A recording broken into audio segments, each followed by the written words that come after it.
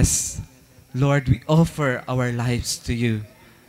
Kag ang tanan ngayari sa amon, pagagamiton para lang gid sa imong kahimayaan. Mayong gabi sa liwat, kag sa sininga gabi, ang amon nga topiko, amo ang the meaning of life. How do I find meaning in life? Statistics indicate that over 1 billion people visit the internet each day. Of this, at least 1 million are searching for answers to the deeper questions of life. Why am I here? What is my purpose? What is God like? A phrase that is frequently used by those exploring such deeper issues is the meaning of life. Gratefully, the Bible helps us understand that life's meaning is rooted in a unique friendship. Billy Graham says, "It is the greatest discovery you will ever make.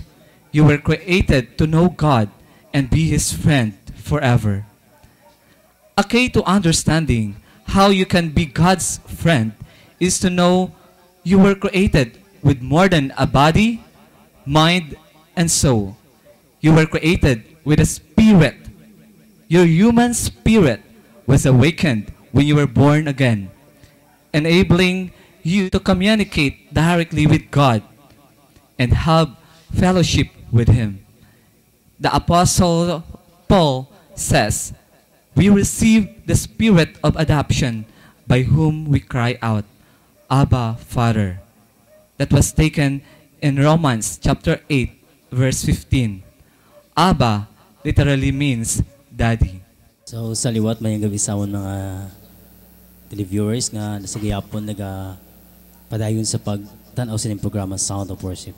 Subong nabatian nato ng basa sa aton uto dira party sa kabuhi, no? Ano bala ang meaning sa aton kabuhi? Ano bala ang purpose nga ayari kita diri sa kalibutan? Para sa akon inida ko nga bahin. Para sa akon ang kabuhi ko ginatag sa Dios para sa pag-alagad sa iya. Amo gina ang pinaka main purpose nga yari ako diri.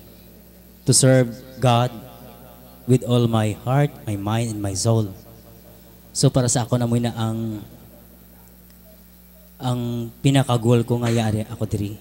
Sa gihapon padayon sa pag-alagad sa Dios.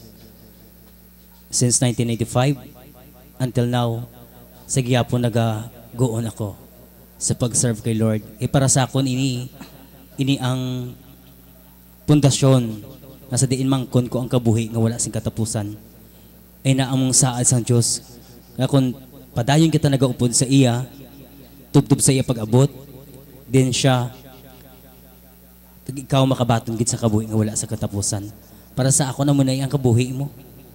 Ang kabuhi ko hindi sa mga material ng butang, kinahanglan hindi dira mapasad ang aton kabuhi sa mga material nga butang, kundi mapasa dinhi sa espirituhanon nga pamaagi nga sa diin makilala naton si Kristo, ang Dios gamahanan nga nabanaw ug namatay para sa aton mga sala.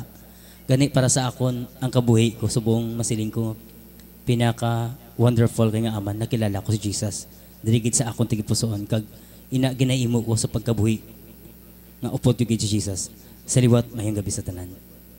Nabatian naton gid ang ginhambal ni Chan subo sa sinigit nga tinion nga ang iyang nga kabuhi ginhala gid sa Ginoo nga dira nang nakita niya gid ang deeper meaning sang iyang nga kabuhi sang nagsulod sa Ginoo. Kag ako amo man nang nakita ko man ang kahulugan sang ako nga kabuhi sang nagsulod ako sa sinigid nga komunidad sang Anjus Gugma.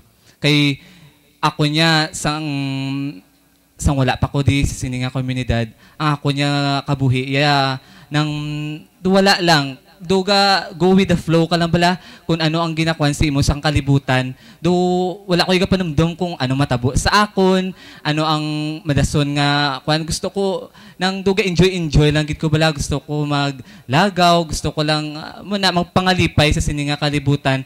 Pero gali bala nang nakita ko sa pagpangalipay ko do hindi ko man ma-reach Japon ang tanan ko nga bala nga do hindi ko makontento sa akon nga kabuhi kay tungod nga hasta lang dira galibot-libot lang ang akon nga kabuhi.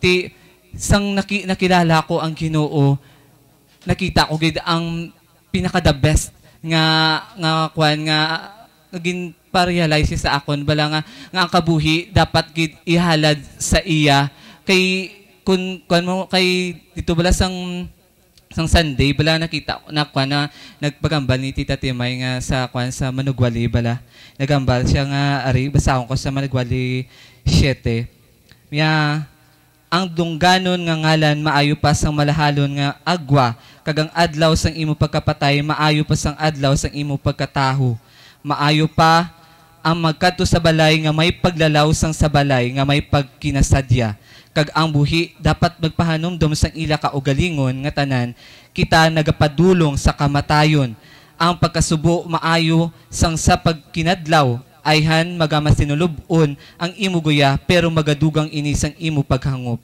ang taho nga buang-buang nagapanumdom na hanungod sang kalipayan ang tao nga maalam nagapanumdom sang kamatayon ti dagit ko bala na kwan sa ang tao nga buang-buang nagapanumdom na hanungod sang kalipayan kag ang tao nga maalam nagapanumdom sang kamatayon Tida ugid bala na kwan na realize bala nga ay nagapanumdom do buang-buang ko gali kay ang ako lang ginapanumdom ang kalipayan ko sa sini nga kalibutan tidra gid ang Ginoo maayo gid nga naga kung mamatik agid sang iya nga mga pulong kag imo ginasunod sigurado gid kuya nang ginaparealize imo nga kita tanan diri sa kalibutan may kamatayon gid. Di ako wala una ginapanumdum ang kamatayon kay ang bal kuya bata pa kuya. Gusto ko pa mag-enjoy kag nahadlok ako mapatay. Ti amo na subong na realize ko na nga wala pili ang kamatayon.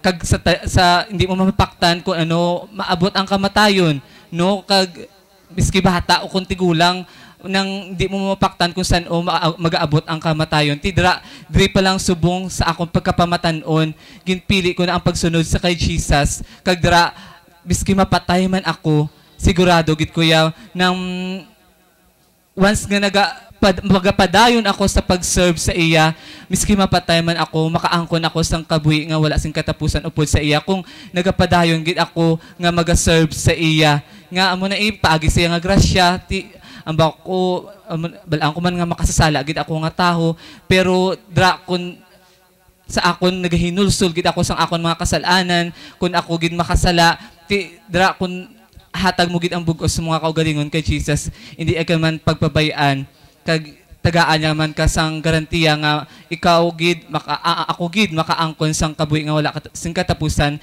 kun ako magaupod sa iya. Salamat gid.